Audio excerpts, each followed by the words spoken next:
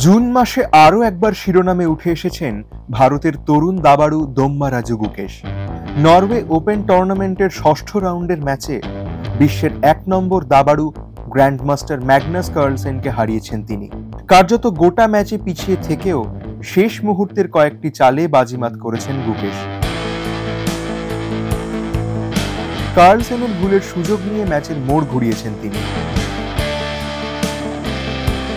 আর জেতা ম্যাচ হাতছাড়া হওয়ার পরে আবেগ নিয়ন্ত্রণে রাখতে পারেননি কার্লসেন, সজোরে টেবিলে চাপড় মারেন। তারপরে সৌজন্য বজায় রাখার জন্য গুকেশের সঙ্গে হ্যান্ডশেক করেন। কিভাবে এগিয়ে থেকেও হারলেন কার্লসেন, কোন মুভ থেকে গুকেশ খেলায় ফিরলেন তা বিশ্লেষণ করে এই সময় অনলাইনকে জানালেন গ্র্যান্ডমাস্টার দিব্যেন্দু বড়ুয়া।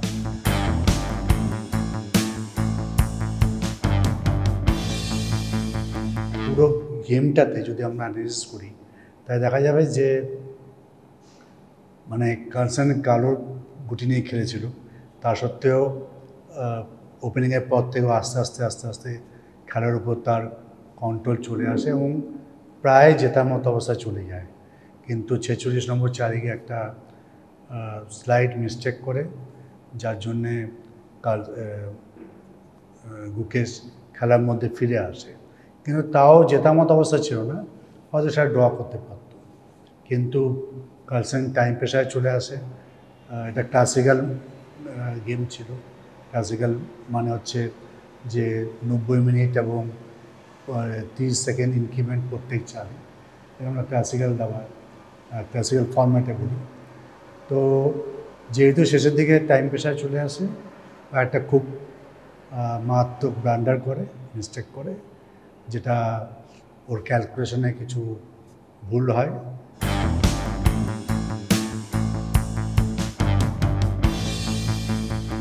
সাধারণত আমরা এটা বলে থাকি যে কিছুটা অ্যাডভান্টেজ থাকে প্রথম চাল যেহেতু দেয়, অনেকটাই টেনিসের সার্ভ করার মতো।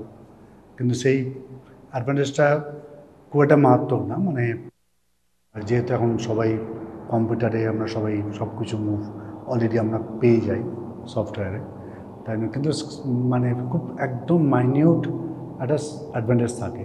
তো এই ব্ল্যাক মানে কার্লসেন কিন্তু এই আফটার নাইট F4 যে চালটা হয়েছে সেটা হচ্ছে তারপরে খুব কমফোর্টেবল, মানে কার্লসেনের ব্ল্যাকের দিক দিয়ে খেলতে খুব সুবিধা আর কি। কমফোর্টেবল ইন দ্য সেন্স যে জিতছে না, কিন্তু কোনো অসুবিধা নেই। মানে ব্ল্যাক সাধারণত যেটা হয় যে ব্ল্যাক যদি ড্র করতে পারে তাহলে অনেক সময় আমরা বলি যে ঠিক আছে, মানে রেজাল্ট ভালো। এখানে গুকেশ একটা এই চালটা দিয়েছে কুইন C2, যেটা নিয়ে পরে সমালোচনা হয়েছে। আসলে এগুলো তো মানে পরে আমরা যখন খেলা হয়ে যায় তারপরে অ্যানালাইজ করে বোঝা যায়, কেননা খেলার সময় অনেক রকম চাপ থাকে। একটা ঘড়ি আছে, প্লাস কার্লসেনের মতো প্লেয়ারের সঙ্গে খেলছি, তো সব কিছু মিলিয়ে একটা প্রেশারের মধ্যে সবাই খেলে। তো কুইন C2 চালটা খুব একটা ভালো না, এখানে নাইটটাকে ফিরে আসা বেটার ছিল। তো এনিওয়ে কুইন C2 G6, এটা ঠিক আছে, দরকার নেই, কিন্তু সমস্ত স্কোয়ারগুলো কন্ট্রোল করছে। কার্লসেন একটা জিনিস বলতে হয় যে কার্লসেন কিন্তু যদি একটু অ্যাডভান্টেজ পায় সেটাই কিন্তু কনভার্ট করতে পারে খুব সুন্দর। কার্লসেনের কিন্তু এই গুণটা অসম্ভব ভালো। ইনফ্যাক্ট কার্লসেনের যেটা সবথেকে প্লাস পয়েন্ট সেটা হচ্ছে যে একদম ডেড ইকুয়াল মনে হচ্ছে, দুজনের সমান মনে হচ্ছে, এখান থেকে কোনো কিছু আর বের করার মতো অবস্থা নেই মনে হয়, সেখানে কিন্তু কার্লসেন খেলে যায় এবং সে ওই রগড়াতে নিজের পজিশনটাকে আস্তে ইমপ্রুভ করতে থাকে, যেটা কিন্তু কার্লসেনের বিশাল একটা গুণ, যেটা ওই লেভেলে, যার জন্য কিন্তু এখন মানে দীর্ঘদিন ধরেও 1830-এর উপর রেটিং মেনটেন করে যাচ্ছে।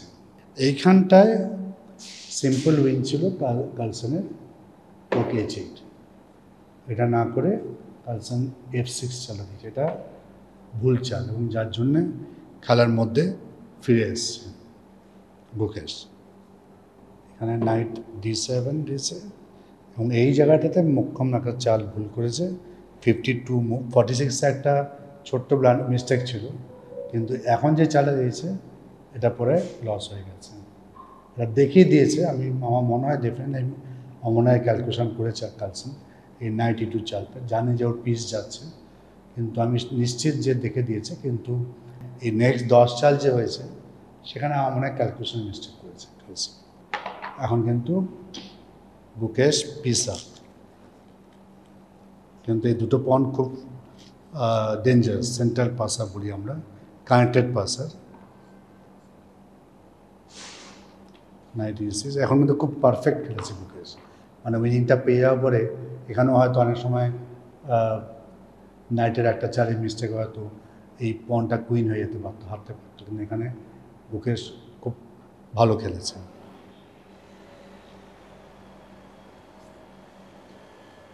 খুব সুন্দর নাইটটাকে ম্যানুভারিং করে ডিফেন্সে নিয়ে চলে এসছে। আর প্রত্যেক চাল কিন্তু মানে খুব তড়িৎ গতিতে খেলেছে এই সময়। এই পয়েন্টটার জন্য কিন্তু জিতলো, কিন্তু এদিকে একটা পাশা ছিল, এই পাশাটা কিন্তু খুব একটা কাজে লাগেনি, কারণ এটা আরামে খেতে পারতো, খেলে ডোয়া হয়ে যেত পিস আপ থাকা সত্ত্বেও, কিন্তু এই পাশাটাও জিতে গেছে।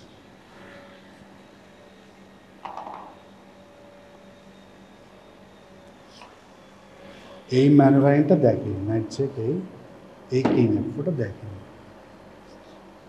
এটা চালটা মিস করছে। আমার মনে হয় নাইটের যে এত সুন্দর ম্যানুভারিং করেছে 55 থেকে 61, মানে পরপর 6-7টা নাইটের যে চাল দিয়েছে খুব সুন্দর। এই যে 96, এটা আমরা এটা একটু ফিরে যাই একবার, এই পজিশন থেকে মেরেছে 96 D3 knight C5 king E3 knight A4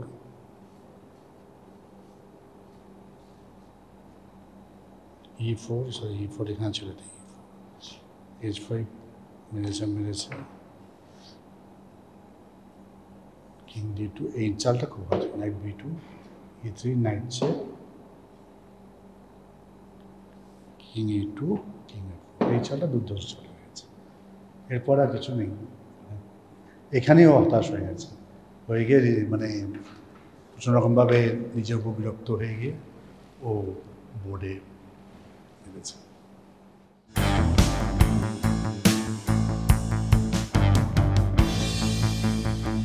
সাধারণত দেখা যায় যেটা হয় যে যখন উইনিং পজিশন চলে আসে তখন অনেকগুলো অপশানস থাকে, যেটা কালসন অনেক সময় মিস করেছে, যে রুকে চেট খেলতে পারতো, তার আগে সিম্পল E1 E4 করে জিততে পারতো।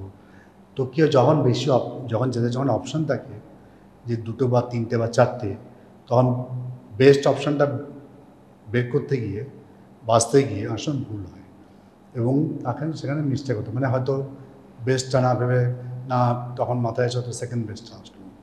হ্যাঁ, এইভাবে আস্তে আস্তে যখন কী হয় যে আমি পজিশন চলে আসছে, একটা এক্সাইটমেন্ট থাকে, কালসনে মনে হয় এটা কাজ করছিল যে আমি আবার জিতছি, আবার গুকেশকে হারাচ্ছি, ওয়ার্ল্ড চ্যাম্পিয়নকে হারাচ্ছি, তো এটা হয়তো মনে মনে ব্যাক অফ দ্য মাইন্ড কাজ করছিল, তাই না হয়তো উত্তেজনা বসে ও হয়তো মানে ক্যালকুলেশনটা মিস্টেক করেছে।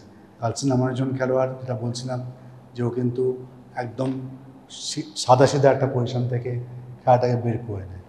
তো সুতরাং দেখুন, খেলতে খেলতে একটা ক্লাসিক্যাল গেমে ওখানে টাইম প্রেশার সবাই পড়ে, সেখানে মিস্টেক হতেই পারে, এটা হয়তো মানে ওর জীবনে একটা অন্যতম হয়তো বাজে লস, যেখানে একদম জিত খেলা, এটা হয়তো খুব কম ওর জীবনে ঘটেছে, কিন্তু আফটার অল হিউম্যান বিং, খুব মিস্টেক হতেই পারে।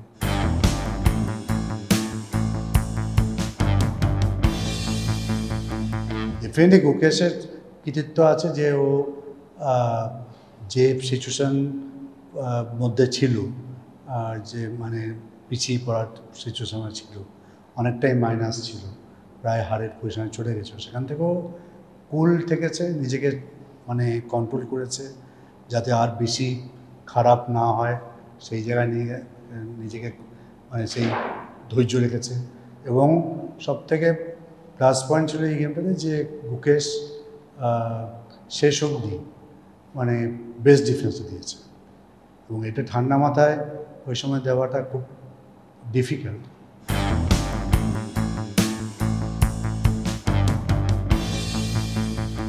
গুকেশ তো ডেফিনেটলি ওয়ার্ল্ড চ্যাম্পিয়ন, গুকেশ তো আছেই। তিনজনই সমান, মানে তিনজনে 19 পিস। মানে এই তো যদি আপনার লেটেস্ট খবর দেখেন যে কালসেন আমাদের প্রজ্ঞানন্দা এক জায়গায় চ্যাম্পিয়ন হচ্ছে, মুকেশ আরেক জায়গায় চ্যাম্পিয়ন হচ্ছে, অর্জুন আরেক জায়গায় চ্যাম্পিয়ন হচ্ছে, এবং তার সঙ্গে আরেকজন উঠে আসছে এখন অরবিন্দ চিদাম্বরম। এখন যদি ওয়ার্ল্ডের টপ 10 রেটিংয়ের মধ্যে, টেট প্লেয়ারের মধ্যে 4 জন ভারতীয় থাকছে, এই 3 জন তো থাকছে, তার সঙ্গে অরবিন্দ চিদাম্বরম ঢুকে গেছে। সুতরাং কে কাকে কার থেকে কে বেটার বলা মুশকিল, কারণ 3 জনেই আমাদের এই 4 জনেই কিন্তু অসম্ভব প্রতিভাবান, এবং 4 জনেই আনন্দের সংস্পর্শে আছে, আনন্দের ছায়া আছে, আনন্দদেরকে টিপস দেয়, আনন্দদেরকে শেখায়। তো ডেফিনেটলি তাদের মধ্যে কাউকে এগিয়ে রাখাটা আমার মনে হয় ঠিক হবে না। 4 জনেই অসম্ভব ট্যালেন্টেড, এবং আমরা সবাই এটাই এখন দেখার অপেক্ষায় আছি যে নেক্সট ওয়ার্ল্ড চ্যাম্পিয়নশিপ যাতে 2 জন ভারতীয়ের মধ্যে হয়। গুকেশ তো ওয়ার্ল্ড চ্যাম্পিয়নশিপ আছি, এবং যে চ্যালেঞ্জার, যেটা অলরেডি প্রসেস চালু হয়ে গেছে, তো সেখান থেকে যদি আমরা এক্সপেক্ট করছি অর্জুন অথবা প্রজ্ঞানন্দের মধ্যে কেউ একজন কোয়ালিফাই করবে, এবং যদি 2 জন ভারতীয় যদি খেলে ওয়ার্ল্ড চ্যাম্পিয়নশিপ ম্যাচ, সেটা হবে আমাদের সবার কাছে মানে কি বলবো, ড্রিম, স্বপ্ন। গুকেশ শুধু একটি ম্যাচ জেতেননি, 19 বছর বয়সী এই দাবাড়ু দেখিয়েছেন এভাবেও ফিরে আসা যায়। হাল না ছাড়া মনোভাব এবং কঠিন সময়ও মাথা ঠান্ডা রাখাই যে সাফল্যের ইউএসপি, তা বুঝিয়েছেন আরও একবার। গুকেশ প্রমাণ করলেন বিশ্বের যে কোনো খেলোয়াড়কেই স্ট্র্যাটেজি, ধৈর্য ও সাহস দিয়ে হারানো যায়। ভারতীয় দাবার ইতিহাসে গুকেশের এই জয় চিরস্মরণীয় হয়ে থাকবে। ডাউনলোড করুন এই সময় অ্যাপ iOS ও অ্যান্ড্রয়েডের জন্য।